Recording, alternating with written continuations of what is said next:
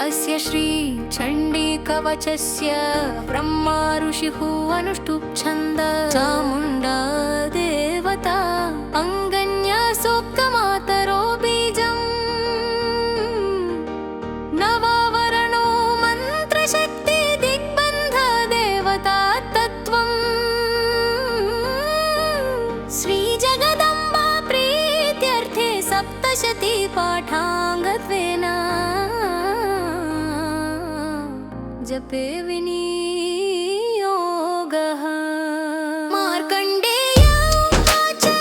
ॐ यद्गुह्यं परमं लोके सर्वरक्षकरं नृणाम् यन्न कस्यचिदाख्यातं तन्मे ब्रूहि पितामह। ब्रह्मोवाच अस्ति गुह्यतमं विप्र सर्वभूतोपकारकम् देव्यास्तु कवचं पुण्यं तच्छृणुष्व महामुने। प्रथमं शैलपुत्री च द्वितीयं ब्रह्मचारिणी तृतीयं चन्द्रघण्टेति कूष्माण्डेति चतुर्थकं पञ्चमं स्कन्दमातेति षष्ठं कात्यायनीति च सप्तमं कालरात्रिति महागौरीति चाष्टमम् नवमं सिद्धिदात्री च नवदुर्गा प्रकीर्तिता उक्तान्येतानि नामानि ब्रह्मणैव महात्मना। अग्निना दह्यमानस्तु शत्रुमध्ये गतो रणे विषमे दुर्गमे चैव भयार्ता शरणं गताः न तेषां जायते किञ्चिदशुभं रणसङ्कटे नापदं तस्य पश्यामि शोकदुःखभयं नहि। यैस्तु भक्त्या स्मृता नूनं तेषां वृद्धिः प्रजायते ये त्वां स्मरन्ति देवेशि रक्षसे तान् संशया। प्रेतसंस्थतु चामुण्डा वाराही महिषासना ऐन्द्री गजसमारूढा वैष्णवी गरुडासना माहेश्वरी वृषारूढा कौमारी शिखिवाहना लक्ष्मीः पद्मासना देवी पद्महस्ता हरिप्रिया। श्वेतरूपधरा देवी ईश्वरी वृषवाहना ब्राह्मी हंससमारूढा सर्वाभरणभूषिता इत्येता मातरः सर्वाः सर्वयोगसमन्विताः नानाभरणा शोभाद्या नानारत्नोपशोभिताः दृश्यन्ते रथमारूढा देव्यक्रोधसमाकुला शङ्खं चक्रं गदां शक्तिं हलं च मुसलायुधम् केटकं तोमरं चैव परशुं पाशमेव च कुण्ठाधं त्रिशूलं च शार्ङ्गमायुधमुत्तमम् दैत्यानां देहनाशाय दन्त्यानामभयाय च धारयन्त्यायुधानि तं देवानां च हिताय वै। नमस्ते अस्तु महारुद्रे महाघोरपराक्रमे महाबले महोत्साहे महाभयविनाशिने त्राहि मां देवि दुष्प्रेक्ष्ये शत्रूणां भयवर्धिनी प्राच्यां रक्षतु मामैन्द्रियाग्नेयामग्निदेवता दक्षिणे अवतु वाराही नैऋत्यं खड्गधारिणी प्रतीच्यां वारुणी रक्षेत् वायव्यां मृगवाहिनी उदीच्यां पातु कौमारी ऐशान्यां शूलधारिणी ऊर्ध्वं ब्रह्माणि मे रक्षेदधस्तात् वैष्णवी तथा एवं दश दिशो रक्षेत् चामुण्डा शमवा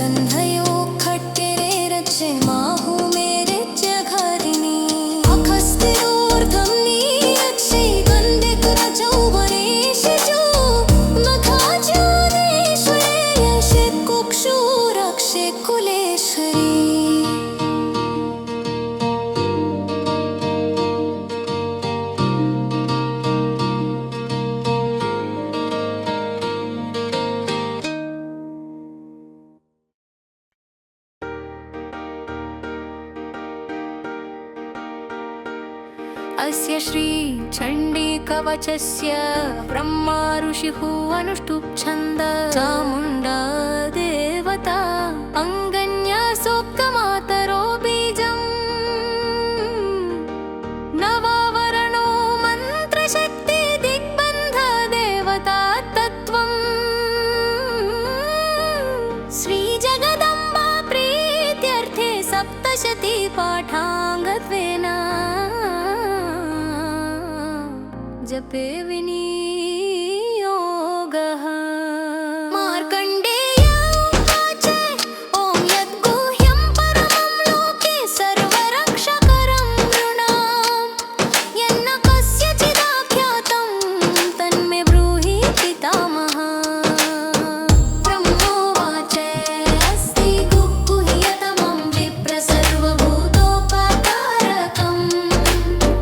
देव्यास्तु कवचं पुण्यं तच्छृणु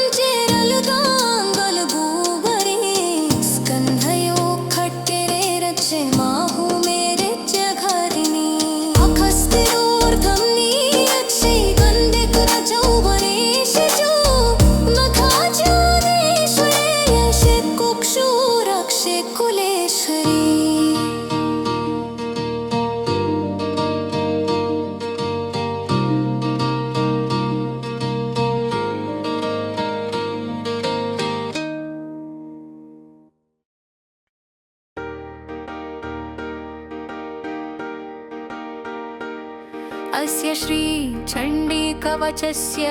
ब्रह्मा ऋषिः अनुष्टुप् छन्द चामुण्डा देवता अङ्गन्या सोक्तमातरो बीजम् नवावरणो मन्त्रशक्ति दिग्बन्ध देवता तत्त्वम्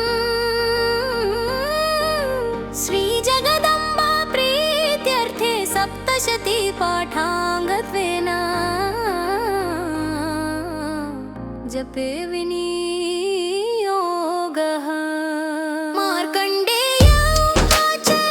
ॐ यद्गुह्यं परमं लोके सर्वरक्षकरं नृणाम् यन्न कस्यचिदाख्यातं तन्मे ब्रूहि पितामहः ब्रह्मोवाच अस्ति गुह्यतमं विप्र सर्वभूतोपकारकम् देव्यास्तु कवचं पुण्यं तच्छृणुष्व महामुने प्रथमं शैलपुत्री च द्वितीयं ब्रह्मचारिणी तृतीयं चन्द्रघण्टेति कूष्माण्डेति चतुर्थकं पञ्चमं स्कन्दमातेति षष्ठं कात्यायनीति च सप्तमं कालरात्रिति महागौरीति चाष्टमम् नवमं सिद्धिदात्री च नवदुर्गा प्रकीर्तिता उक्तान्येतानि नामानि ब्रह्मणैव महात्मना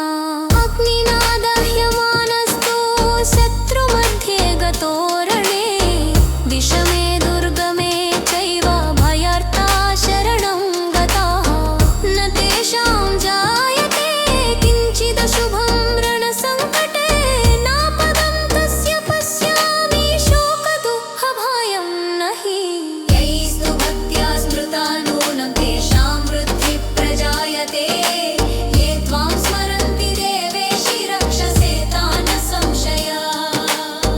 प्रेतसंस्थतु चामुण्डा वाराही महिषासना ऐन्द्रीगजसमारूढा वैष्णवी गरुडासना माहेश्वरी वृषारूढा कौमारी शिखिवाहना लक्ष्मीः पद्मासना देवी पद्महस्ता हरिप्रिया श्वेतरूपधरा देवी ईश्वरी वृषवाहना ब्राह्मी हंससमारूढा सर्वाभरणभूषिता इत्येता मातरः सर्वाः सर्वयोगसमन्विताः नानाभरणाशोभाद्या नानारत्नोपशोभिताः दृश्यन्ते रथमारूढा देव्यक्रोधसमाकुला शङ्खं चक्रं गदां शक्तिं हलं च मुसलायुधम् केटकं तोमरं चैव परशुं पाशमेव च कुण्ठाधं त्रिशूलं च शार्ङ्गमायुधमुत्तमम् दैत्यानां देहनाशाय दन्त्यानामभयाय च धारयन्त्यायुधानि तं देवानां च हिताय वै नमस्ते अस्तु महारौद्रे महाघोरपराक्रमे महाबले महोत्साहे महाभयविनाशिनी त्राहि मां देवि दुष्प्रेक्ष्ये शत्रूणां भयवर्धिनी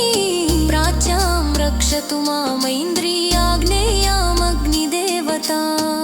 दक्षिणे अवतु वाराही नैऋत्यं खड्गधारिणी प्रतीच्यां वारुणी रक्षेत् वायव्यां मृगवाहिनी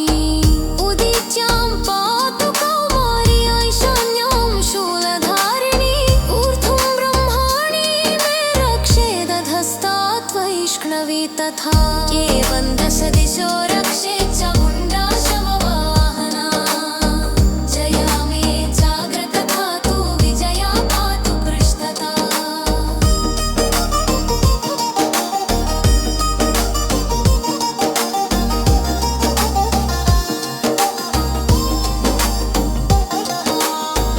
अजिता वामपार्श्वे तु दक्षिणे चौकनाजिता शिखमोद्योतिनी रक्षेतु मां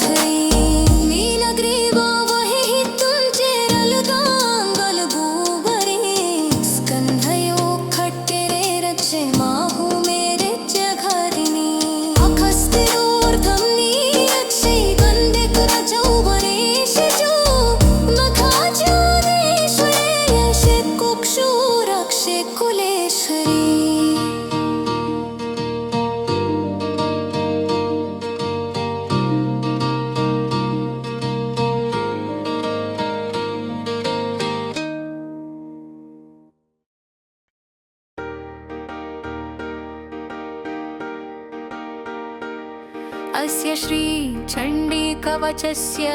ब्रह्मा ऋषिः अनुष्टुप् छन्द चामुण्डा देवता अङ्गन्या सोक्तमातरो बीजम् नवावरणो मन्त्रशक्ति दिग्बन्ध देवता तत्त्वम् श्रीजगदम्बा प्रीत्यर्थे सप्तशती पाठाङ्गत्वेन जपे विनियोगः। मार्कण्डेय उवाच ॐ यद्गुह्यं परमं लोके सर्वरक्षकरं नृणाम् यन्न कस्यचिदाख्यातं तन्मे ब्रूहि पितामह। ब्रह्मोवाच अस्ति गुह्यतमं विप्र सर्वभूतोपकारकम् देव्यास्तु कवचं पुण्यं तच्छृणुष्व महामुने। प्रथमं शैलपुत्री च द्वितीयं ब्रह्मचारिणी तृतीयं चन्द्रघण्टेति कूष्माण्डेति चतुर्थकं पञ्चमं स्कन्दमातेति षष्ठं कात्यायनीति च सप्तमं कालरात्रिति महागौरीति चाष्टमम् नवमं सिद्धिदात्री च नवदुर्गा प्रकीर्तिता उक्तान्येतानि नामानि ब्रह्मणैव महात्मना। अग्निना दह्यमानस्तु शत्रुमध्ये गतो रणे विषमे दुर्गमे चैव भयार्ता शरणं गताः न तेषां जायते किञ्चिदशुभं रणसङ्कटे नापदं तस्य पश्यामि शोकदुःखभयं नहि। यैस्तु भक्त्या स्मृता नूनं तेषां वृद्धिः प्रजायते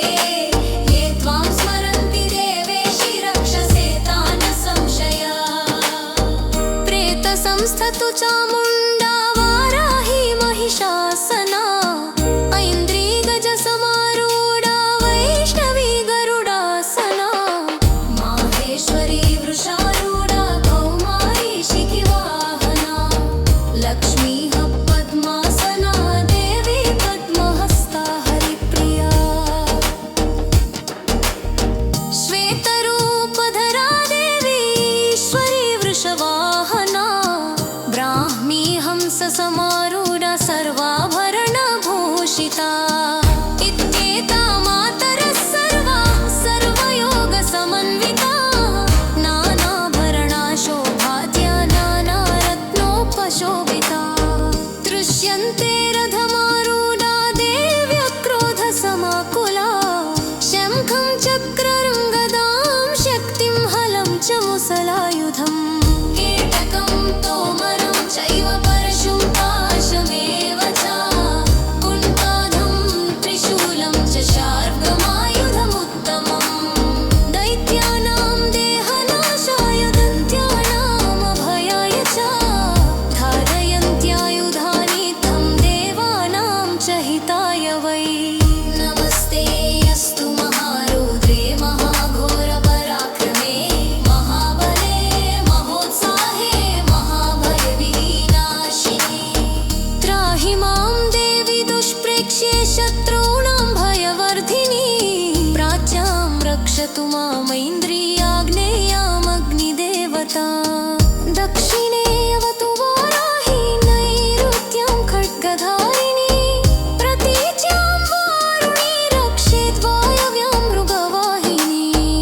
उदीच्यां पातु कौमारी ऐशान्यां शूलधारिणी ऊर्ध्वं ब्रह्माणि मे रक्षेदधस्तात् वैष्णवी तथा एवं दश दिशो रक्षेत् चामुण्डा शववाहना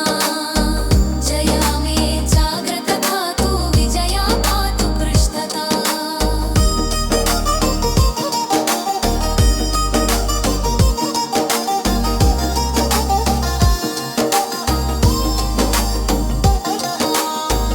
अजिता वामपार्श्वे तु दक्षिणे चौकनाजिता शिखमोद्योतिनी रक्षेतु मां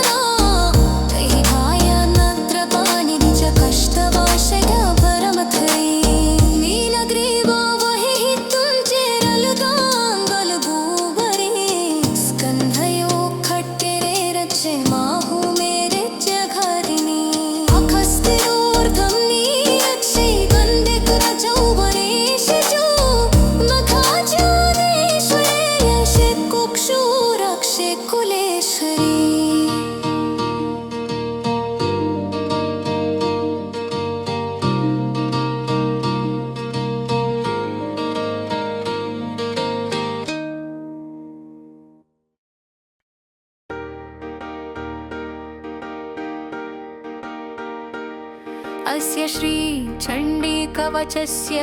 ब्रह्मा ऋषिः अनुष्टुप् छन्द चामुण्डा देवता अङ्गन्या सोक्तमातरो बीजम् नवावरणो मन्त्रशक्ति दिग्बन्ध देवता तत्त्वम्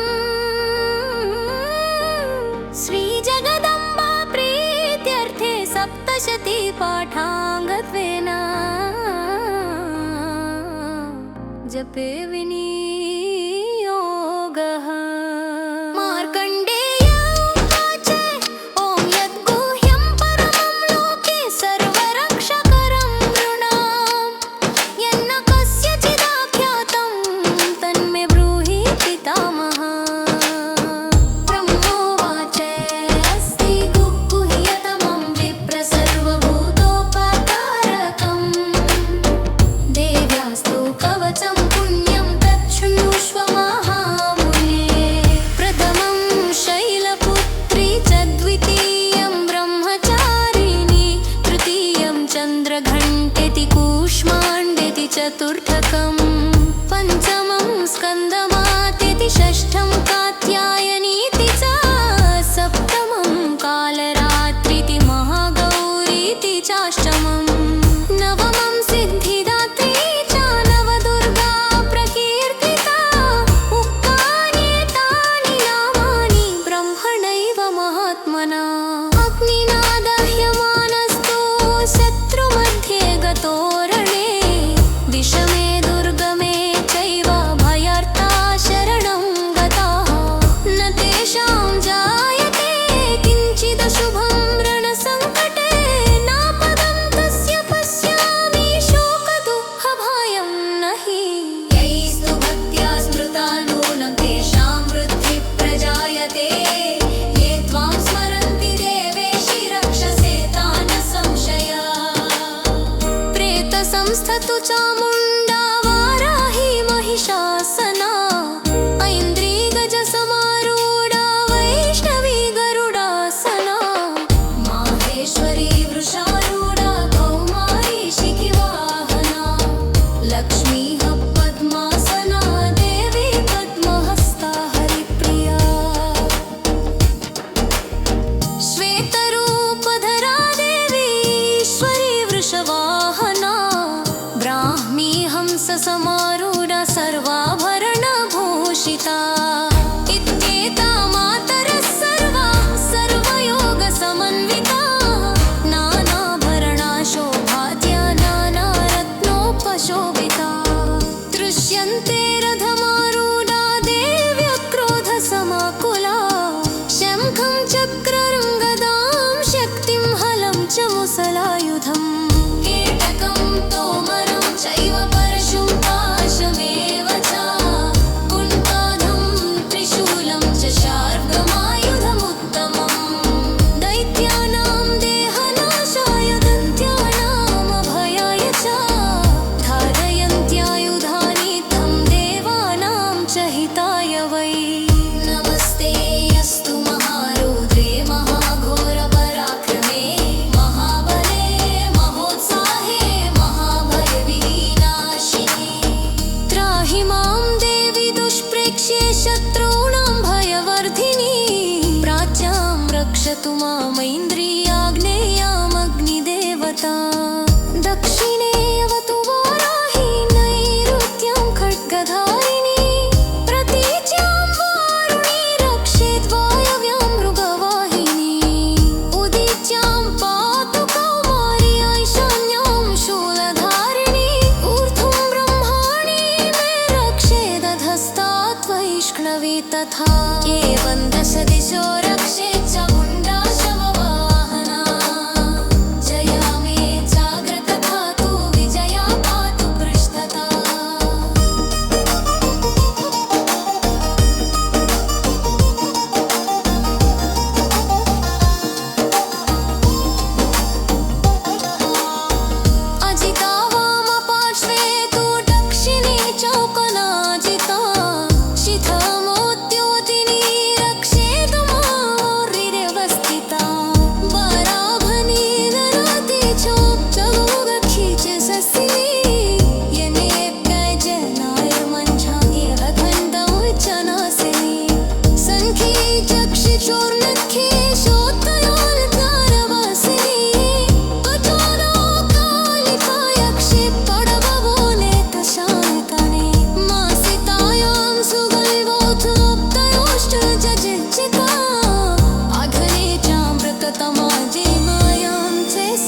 सती रहुमालक्षतु बहुवाणी व्यक्तव्यशेखजुन्निता देहविदायि चत्पगलिता चलनम्बाया च भारते द्रावाक्षरचिदपरमक्षे पाचो मे सर्वं मना दैहायनत्र पाणिनि च कष्टवाशय परमथरे नीलग्रीवा वहि तुल्चे रलुताङ्गलभूवरे स्कन्धयो खट्टिरे रचे माहु मेरे जघरिणी अखस्तिरोर्धं नीरक्षे गन्धिकरचौवरे शिजो मखाचारेश्वरे यशे कुक्षु रक्षे कुलेश्वरी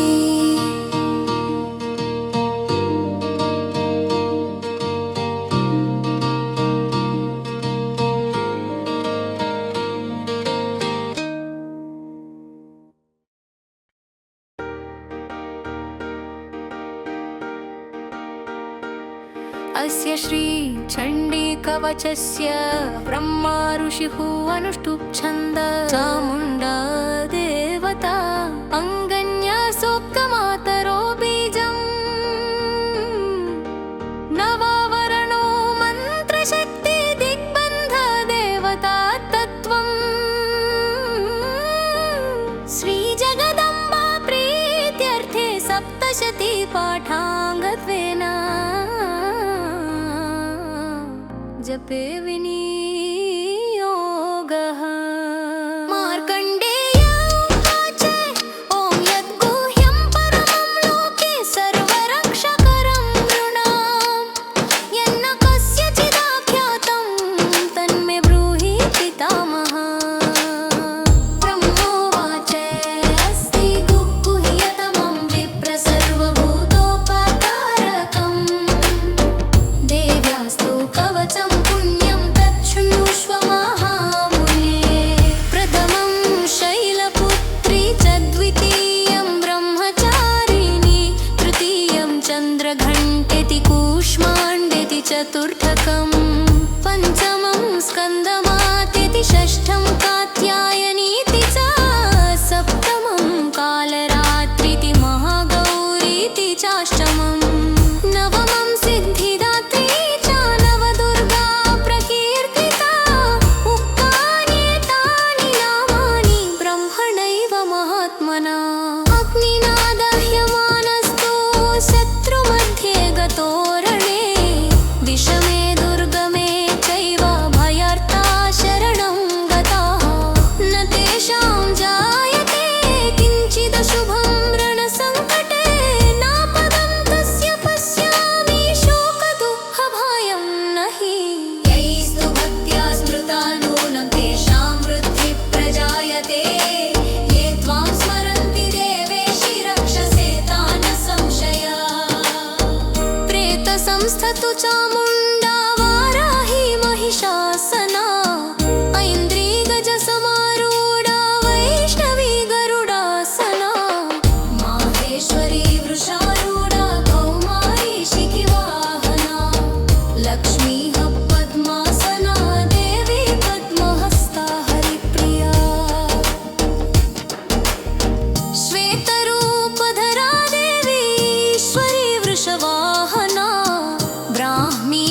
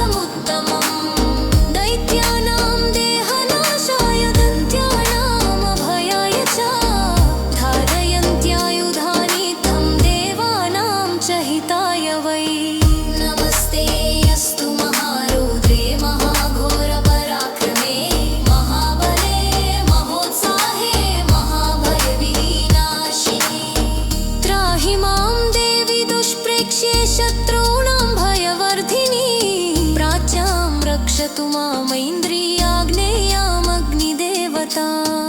दक्षिणे अवतु वाराही नैऋत्यं खड्गधारिणी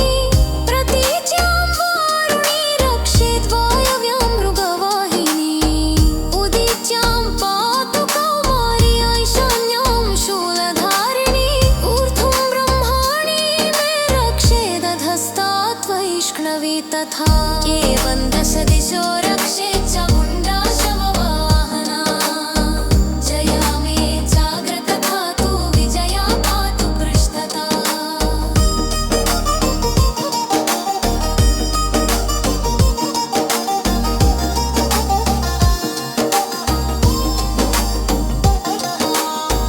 अजिता वामपार्श्वे तु दक्षिणे चौकनाजिता शिखमोद्योतिनी रक्षेत् मार्गिर्वस्थिता वराभनी दराति चोपचगोगखी च सस्यनी यनेप्यजनायर्मञ्झानि अखण्डमुच्चनासिनी सङ्खी चक्षुचोर्नखे शोत्तयोल्कारवासिनी अचानो कालिकायक्षे पडवबोलेत शान्तानि मासितायां सुगल्वोत्तयोष्टजजिज्जिता अघने चामृततमा जिमायां च सरस्वती रहुमान् रक्षतु बहुमानि व्यक्तवेषेकजन्मिता गृहविदायि चत्वगलिता जलालम्बाया च भारते द्रावाक्षरचिदपरमक्षे पाचो मे सर्वं मना त्रयिभायान्नत्रपाणिनि च कष्टवाशया परमथरे नीलग्रीवा वहि तुञ्चेरलुदाङ्गलभूवरे स्कन्धयो खट्टिरे रक्षे माहु मेरे जघरिणी अखस्तिरोर्धं नीरक्षे गन्धिकरचौवने शिशु मखाचादेश्वरे यशेत् कुक्षु रक्षे कुलेश्वरी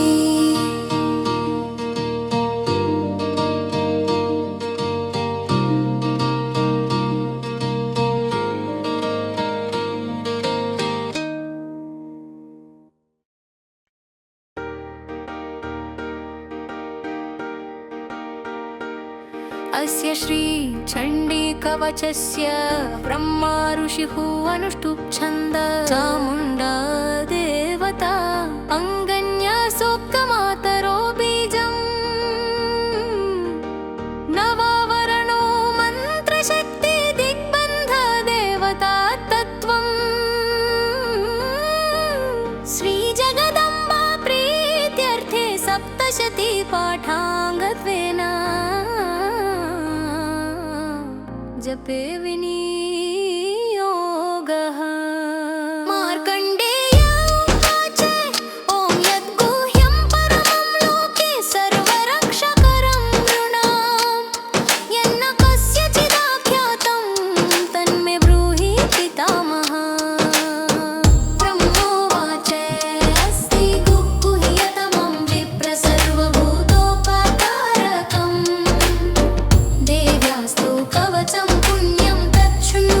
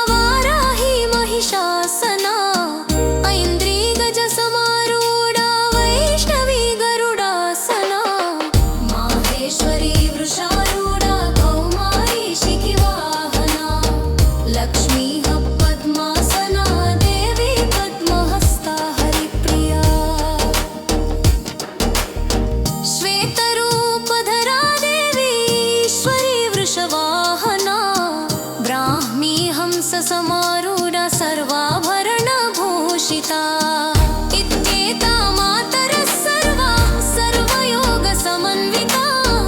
नानाभरणा शोभाद्या नानारत्नोपशोभिताः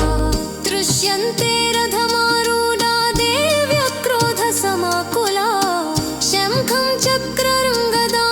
शक्तिं हलं च मुसलायुधम्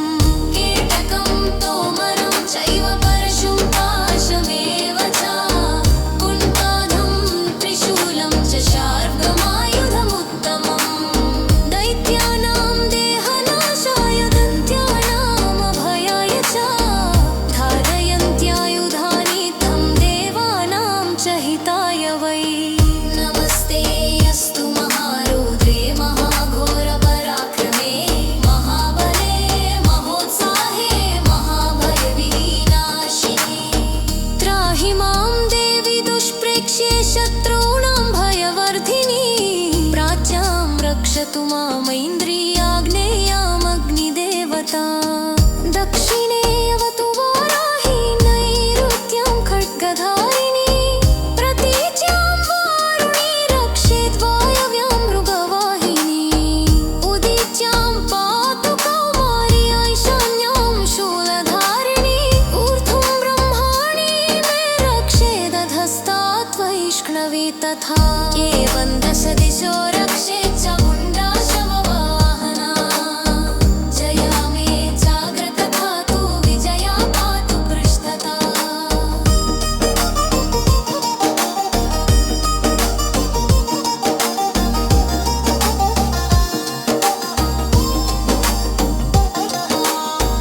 अजिता वामपार्श्वे तु दक्षिणे चौकनाजिता शिखमोद्योतिनी रक्षेतु मार्यवस्थिता वराभनी नराति चोपचगोगखी च सस्सिनी यनेप्यजनाय मञ्झाङ्गी अखण्डं च नासिनी सङ्खी चक्षि चोर्नखी शोत्तयोल्कारवासिनी कचोरो कालिका यक्षि पडवबोले तशान्तने मासितायां सुगल्वोत्तयोष्टजजिज्जिका अघने चामृततमा जिमायां च सरस्वती रहुमालक्षतु बहुवाणी पित्तभिषेकजन्मिता गृहविदायि चत्पगलिता जलानम्बाया च भारते द्रावाक्षरचिदपरमक्षे पाचो मे सर्वं मना दैहायनत्र पाणिनि च कष्टवाशय परमथरे नीलग्रीवा वहि तुञ्चेरलुदाङ्गलगूवरे स्कन्धयो खट्टिरे रक्षे माहु मेरे च घरिणी अखस्तिरोर्धं नीरक्षे गन्धिकरचौवने शिशु मखाचारेश्वरे यशे कुक्षु रक्षे कुलेश्वरी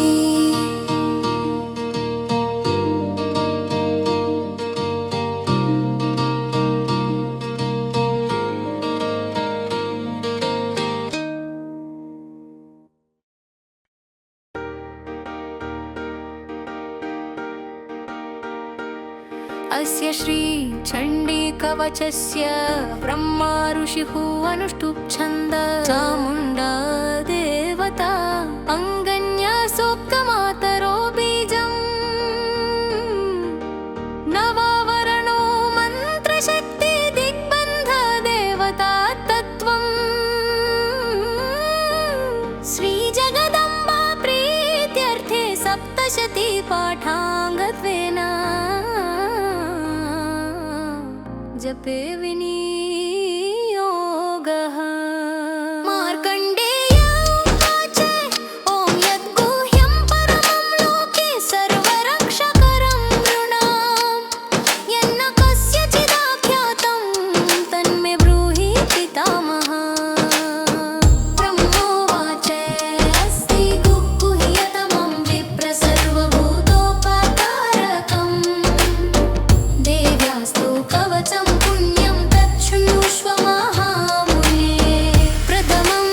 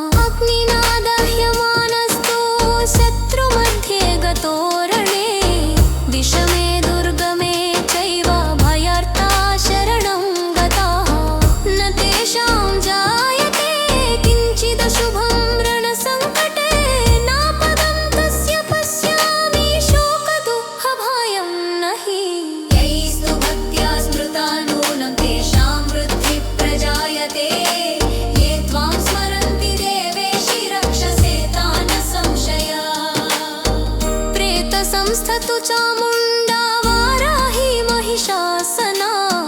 ऐन्द्री गजसमारूढा वैष्णवी गरुडासना माहेश्वरी वृषारूढा कौमारी शिखिवाहना लक्ष्मी पद्मासना देवी पद्महस्ता हरिप्रिया श्वेतरूपधरा देवी ईश्वरी वृषवाहना ब्राह्मी हंससमारूढा सर्वाभरणभूषिता